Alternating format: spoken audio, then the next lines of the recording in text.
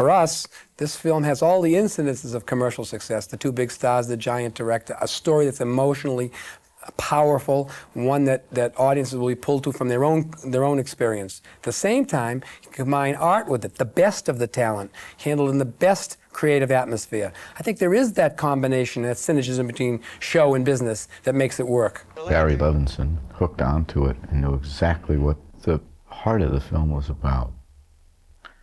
It was amazing because he had not had the opportunity to meet the people whose lives mostly touched by this illness as we had met, Tom and I. And before even knowing what Tom and I knew, he seemed to instinctively understand the nature of the material. It's just a wonderfully ironic movie, Rain Man. And I mean, Levinson has a wonderful sense of irony in all of his movies, and it's just, you know, blends in beautifully with this picture. You sit there with it, and you cut it together, and there's an image that you had in your head. It is the fulfillment of that I find like fascinating.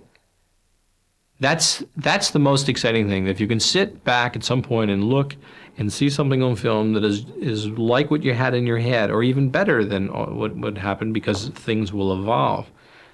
That's real exciting. The movie is about Charlie. It's not about Raymond, because Charlie's the one who changes, and quite frankly, that's why we go to the movies. We don't go to see two people remain the same from the beginning to the end. We want to see somebody's capacity to either better themselves or, in some cases, to lower themselves. And in this case, it's great. I think you know, within all of us, we want what Charlie ends up achieving. But what so impresses me about what Barry and both actors did in the movie is its honesty. Charlie Babbitt learns to live life again through his brother, Raymond, who is autistic. And really, Charlie is an emotional autistic. That's kind of the way we looked at him, and he learns about life through his autistic brother, which is beautiful. I was so moved by the movie that I felt that people would also be. And if they're not, you're proud of the work, you know? So sometimes it's not so important the commercial success as your own personal feeling about what you've done. What I find remarkable about this movie is that what we wanted to do, we think we've accomplished. And that was that before we made the film, we met these people and were affected by them in similar ways. We each of us felt that if we gave these people enough love, if we conversed with them, because we liked them, if we hugged them, if we kissed them, that somehow it would be like a magic wand and they would be released from it.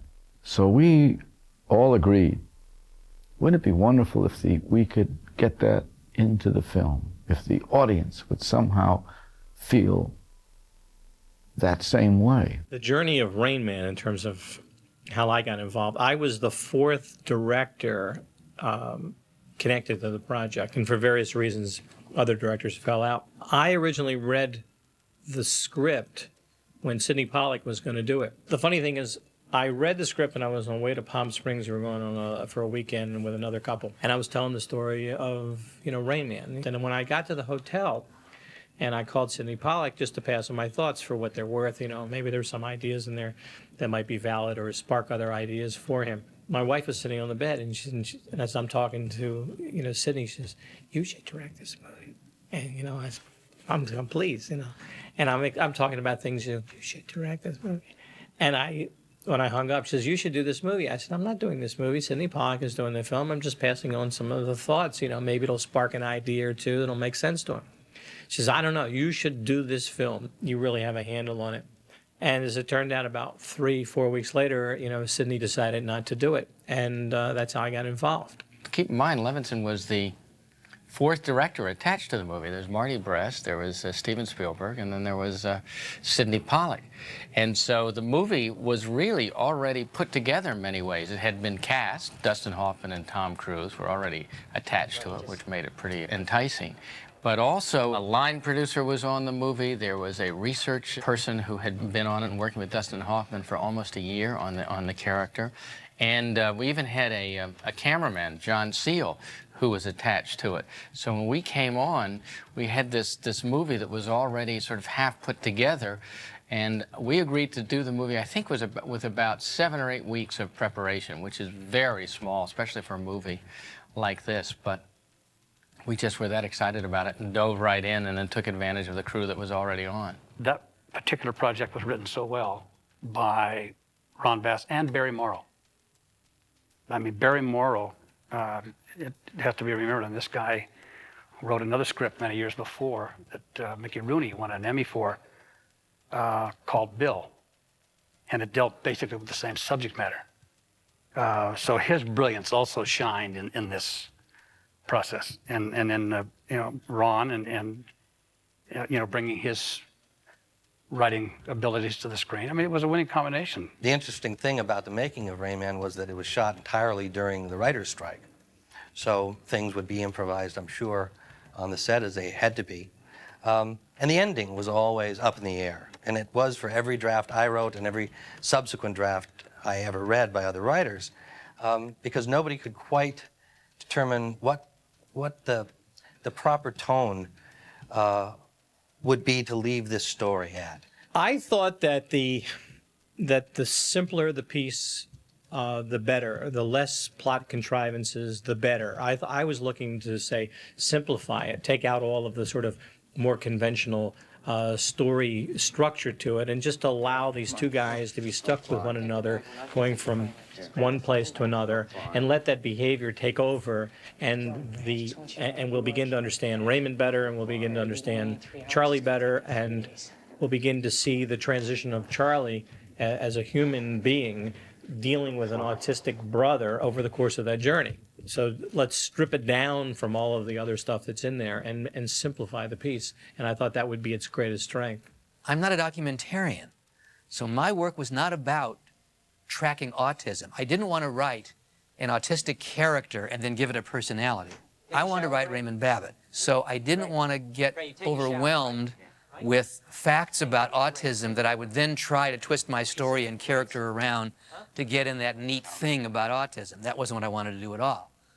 I had to be Raymond Babbitt, and somebody had to be there with me. The way I recall getting involved with Rain Man was getting a call from my brother, Ron, and telling me that he was going to be involved in a project where the main character was going to have autism and have savant capabilities. And what did I know about autism? Luckily, I had a lot of experience in this because I'd been working at UCLA as a clinical social worker since the early 70s. And we see a lot of people at UCLA with autism. The kind of autism that was portrayed, that Dustin Hoffman portrayed, is somebody who we were very careful, at least in my advice, he was the exact same guy in the last frame as he was in the first frame. That Charlie goes through this tremendous evolution, Tom Cruise, and all from not even knowing he had a brother to trying to use him, as a way to get money, to being angry with him, where he's just frustrated and there's got to be somebody in there. And then finally getting curious and going to these different places to find out about it, and then trying to take care of him, and then falling in love with him. Yet none of this really penetrates Raymond. And so that is the real challenge, is here's a person falling in love with someone who really isn't biologically capable of having a relationship. So you have to be respectful of this, like Vern was, and my main man, and Dr. Bruner, is you don't break into their world. Well, I mean, it's interesting in the structure of it, because you always talk about character arcs, and Raymond can't have a character arc. I mean, he's not going to change, and that's part of the dilemma of autism. He's not going to evolve. He's going to be what he is, and Charlie does. And so Tom has a really difficult task because he has to drive the movie constantly, because he's always on Dustin, and he has to be on him, but he has to find different ways to do it. Otherwise, he would wear us out. And so he's the motor of the piece, and then ultimately you see his character arc when he begins to this kind of selfish individual who really is kind of locked himself off and doesn't really have closer relationships, not with this girl, certainly not with his father, and a brother that he never knew, and he really is just a nuisance in the beginning. And you see how he begins to evolve and makes a connection to Raymond, and ultimately begins to really, love his brother and understand what he's really all about. We didn't want to do anything in the film that was not going to have any credibility in terms of autism. And so we did find out enough stuff that we knew, where we would be on safe ground. Gail Mutrux was initially on the movie as I think as a researcher or some sort of technical consultant, and was working directly with Dustin Hoffman on coordinating all of the autistic people that he then based his character on, and then also put together lots of interviews and meetings with authorities in the field. I got involved with Raymond because I had worked with Dustin Hoffman before on some projects and a film. Part of what I did was research, so I got the script and then I talked to Dustin, and the first thing was to find out what a savant is, or in that script it was called an idiot savant. So I started with doing reading, and it pretty early on became clear that someone who has those abilities are either mentally retarded or autistic. And so as I gathered the information and started talking to experts, because one thing always leads to the other, I presented a lot of it to Dustin, and he pretty much decided quickly that he would want to do it as autistic, because he thought it was more of a challenge. So that sort of changed a lot, because the script at that point that was written by Barry Morrow was based on someone he met who was mentally retarded and had savant abilities. When I read the script and I was involved in it, I had this one moment that always would hang me up, that was in the script.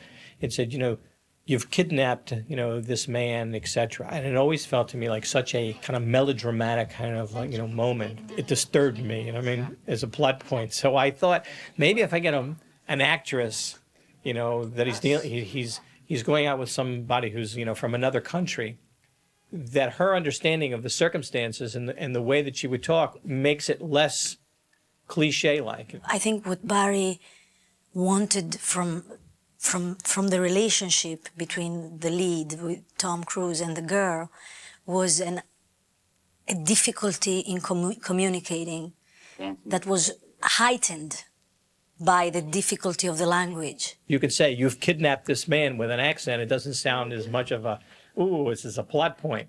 And so that's where I began to meet actresses that were, Italian, Spanish, French, something else, so that their understanding of what's going on with Charlie and his brother is less clear. The whole who's on first thing evolved, we were on the road, and the sequence when they're on the highway to get off the highway, where he doesn't want to go on the highway. There's too many accidents, which got us to the back roads, which was really just came about when I said, it's going to be boring being on an interstate the whole way. How do we get it to look a little more picturesque and feel more like a road movie? Because, an interstate looks the same across the entire country. It can be anywhere. And so creating that scene, he won't go on an interstate anymore. It took us to the back road, so we had more of a visual look to the film. So a lot of these things kept happening while we were shooting the movie. As you say, it'd be interesting. Why don't we do a little thing here, whatever. So, and both guys were really up to the task between Dustin and Tom, because Tom had to push it through those sequences about the underwear and whatever. Because Raymond will just go on about underwear. As I said to him, we're shooting the scene. This is a good conversation for Raymond. He could talk about the underwear, that he gets it in Cincinnati. He could talk about it the whole country. That's a good discussion. Those little textures evolved as we went along on the road, and the more comfortable they got with the characters, the more we were able to kind of play within that form. My first Hollywood offer was something called Rain Man with Dustin Hoffman and Tom Cruise and Barry Levinson, and I was going to get an Oscar nomination for it, and my mom was very proud of me, and suddenly I could pay my bills. Barry and I very quickly decided we were going to only have two rules: no jangly guitars and no big string section, because when you see a road movie, you get the jangly guitar, so you get the string section. So we thought we'll do it differently. The more I kept looking at the character of Raymond, of Rain Man himself, the more I thought he might as well be on Mars. He doesn't know where he is. I can be as foreign as I want to be. So I thought about writing this sort of African, Cuban, electronica, hodgepodge thing that the only thing that it had a tune which never quite added up to anything. And it was like, actually, if you took the whole score of Rain Man and put all the cues together, you would actually get the completion of the tune. As it is, it's always interrupted by things interfering, just like Raymond's thought process. We can't take credit for discovering Hans Zimmer. We can certainly take credit for being the first American movie that he did, and it's one of his better scores. He was nominated for an Oscar, but it really kicked off, I think, one of the most imaginative composers out there. when we originally showed the ending to the studio at that time, they said, you know, if you ever want to reshoot something in the end, you know, go ahead, because they wanted him at least to look out the window and acknowledge Charlie or something. And I said, that's what we want. But just because he would do it, that doesn't mean that's really what we want. What we want is, because it's the emotion of it all, ultimately for him to just, he's now has to watch his television at that time. That's what's important to him. And that's ultimately the tragedy of it. And that's ultimately the relationship. And at the same time, you know, Charlie has really come to understand about his brother and the fact he has some kind of connection to it. But you can't ultimately have a happy ending. We may want, yeah, it's a conclusion, you know, ultimately. Our wants, our needs, our desires, in a sense, to see maybe them being brought together is something that can't be. Because the ending was less than satisfying in some ways, certainly it wasn't a triumphant moment where you give high fives and, you know, that was great. It made you think. It made you leave the theater like I remember leaving the theater in the 60s when so many of my favorite movies were released. There's something just oddly disquieting or unsatisfying about it that made you want to talk about it. So you'd go to a cafe and have a cup of coffee or a drink or whatever, and you'd argue about the merits of that ending, and it just stayed with you. And so much of the entertainment we have is like candy floss, you know. It looks big and tastes good, and it evaporates, and you know, the minute it's over. I think Rain Man had a lasting quality, and that's why we're talking today. When we opened, we did $6 million on an opening weekend. Didn't sell out. It was like this, you know, okay kind of weekend. Not great, you know, probably a little disappointing. And then the next weekend we did like $7 million, and then all of a sudden we did $9 million open. And then next week we were doing $11 million, and next week we were doing $14 million on the weekend. And it just kept doing that. It just kept bigger, getting bigger and bigger as people began to see it and discover it. So it wasn't like nowadays, you know, a movie comes out, you know, $70 million weekend and maybe does $130 million or $140. We opened at $6 million and did $175 million. So it just kept growing. And there was one point in time I remember saying to Mark, I said, this will never happen again in our lifetimes.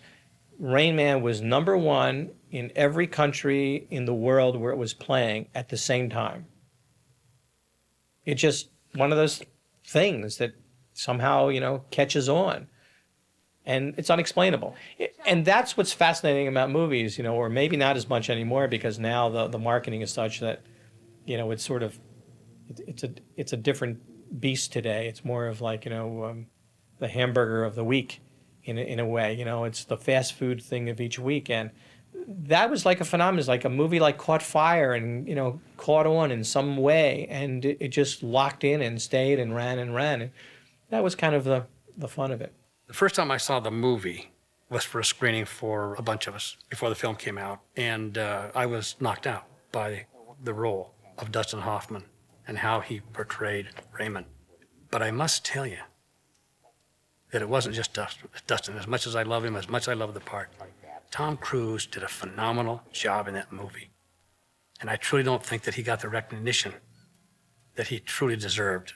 There were comments about it, people wrote about it, but he was phenomenal. The character, the arc that he was able to achieve in that character was unbelievable. Both of them. What a marriage of two actors. So it made it successful. Dustin Hoffman was involved in it a long time before I got involved, with a lot of research or whatever. And then thinking about where we first began, when he said to me after the first couple days, it was like this, you know, it's like a flashback happening simultaneously, where he said, I can't do this character. I don't know how to do it. I'm lost. You know what I mean? I don't think I can do this. That's where he was early on, and suddenly there's the guy who wins the Academy Award and gets that acknowledgement.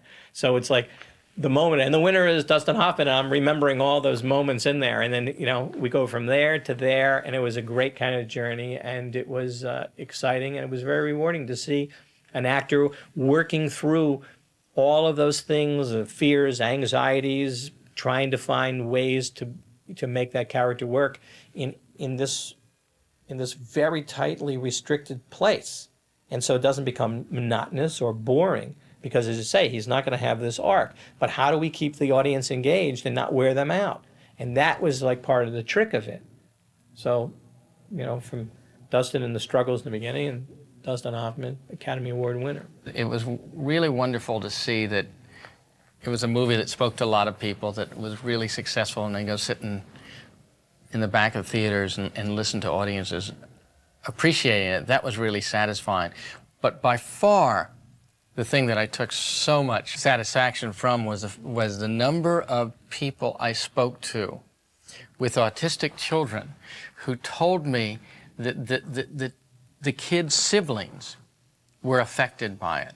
And I can't tell you how many people I talked to who said that their teenage son or daughter was embarrassed by his or her autistic sibling and really tried to deny the fact that they were related and would somehow shun them as much as possible.